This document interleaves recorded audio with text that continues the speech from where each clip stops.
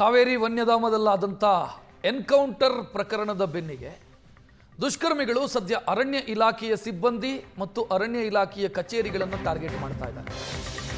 ಕಳ್ಳಬೇಟೆ ಶಿಬಿರ, ತಡೆ ಶಿಬಿರ ಇವುಗಳನ್ನು ಟಾರ್ಗೆಟ್ ಮಾಡಲಾಗ್ತಾ ಇದೆ.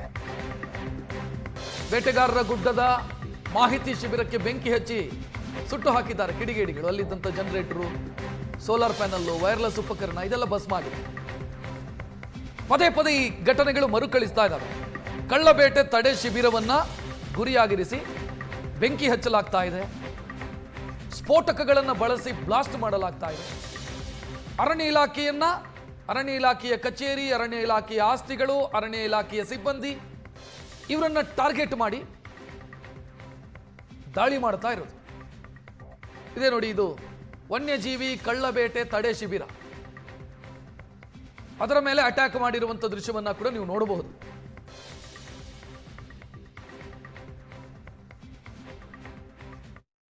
ಕಾವೇರಿ ವನ್ಯಧಾಮದಲ್ಲಿ ಅರಣ್ಯ ಸಿಬ್ಬಂದಿಗಳ ಗುಂಡಿನ ದಾಳಿಗೆ 3 ಬೇಟೆಗಾರರು ಬಲಿಯಾದಂತಹ ಸುದ್ದಿ ಕಾಡ್ಗಿಚ್ಚಿನಂತೆ ಹಬ್ಬಿದ್ದಂತೆ ಕೂಡ ಸ್ಥಳೀಯರು ಆಕ್ರೋಶಭರಿತರಾಗಿ ಅರಣ್ಯ ಅಧಿಕಾರಿಗಳ ಕಟ್ಟಡಗಳು ಜೊತೆಗೆ ಅವರು ಬಳಸಿದಂತಹ ವಸ್ತುಗಳ ಮೇಲೆ ದಾಳಿಯನ್ನ ಮಾಡಿರ್ತಕ್ಕಂಥದ್ದು.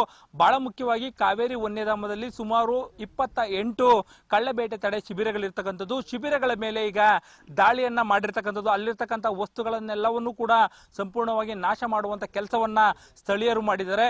ಎಲ್ಲದಕ್ಕಿಂತನೂ ಹೆಚ್ಚಾಗಿ ಜಿಲಿಟಿನ್ ಗಳನ್ನ ಬಳಸಿ ಇಡೀ ಕಟ್ಟಡವನ್ನೇ ಧ್ವಂಸ ಮಾಡುವಂತಹ ಕೆಲಸಕ್ಕೂ ಕೂಡ ಅವರು ಮುಂದಾಗಿರ್ತಕ್ಕಂಥದ್ದು.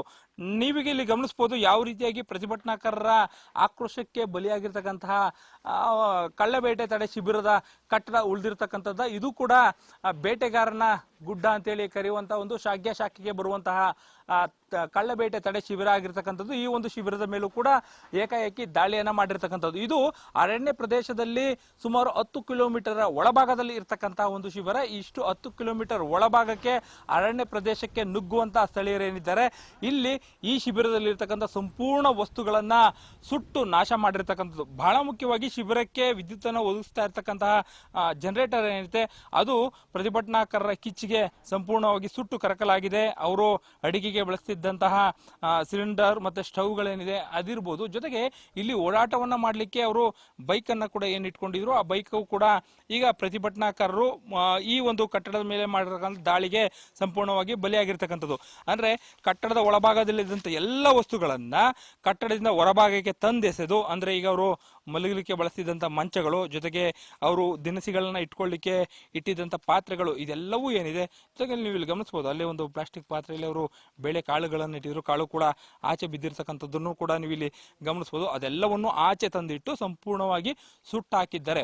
ಒಂದು ವೇಳೆ ಅವರು ಈ ಒಂದು ಶಿಬಿರಕ್ಕೆ ದಾಳಿ ಇಟ್ಟಂತ ಸಂದರ್ಭದಲ್ಲಿ ಏನಾದ್ರು ಇಲ್ಲಿ ಸಿಬ್ಬಂದಿಗಳಿದ್ರೆ ಅವರನ್ನು ಕೂಡ ಸಂಪೂರ್ಣವಾಗಿ ಅವರು ಬಿಡ್ತಿರ್ಲಿಲ್ಲ. ಇನ್ನು ಏನು ಇಲ್ಲಿ ಸೋಲಾರ್ನ ಪ್ಯಾನೆಲ್ಗಳ ಜೊತೆಗೆ ಬ್ಯಾಟರಿಗಳನ್ನ ಏನಿಟ್ಕೊಂಡಿದ್ರು ಬ್ಯಾಟರಿಗಳನ್ನು ಕೂಡ ಕಟ್ಟಡದಿಂದ ಹೊರಗಡೆಗೆ ತಂದೆಸೆದು ಸಂಪೂರ್ಣವಾಗಿ ನಾಶ ಮಾಡುವಂತ ಕೆಲಸವನ್ನ ಮಾಡಿದ್ದಾರೆ.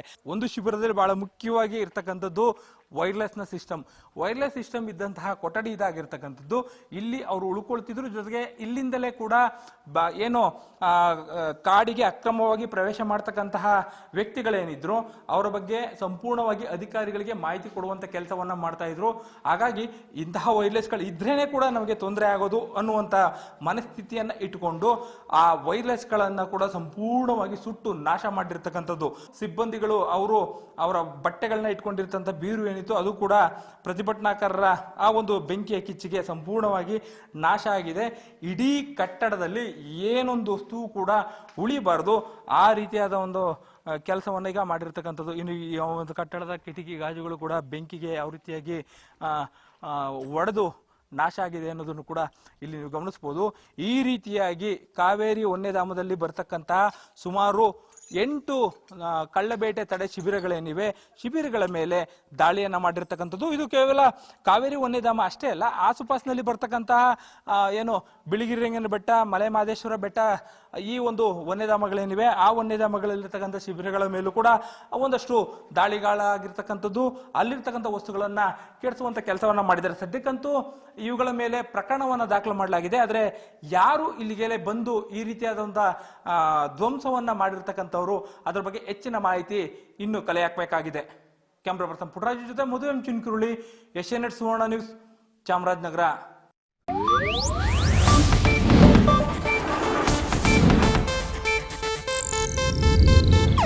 ಇದು ಏಷ್ಯಾನೆಟ್ ನ್ಯೂಸ್ ನೆಟ್ವರ್ಕ್ ಪ್ರಸ್ತುತಿ.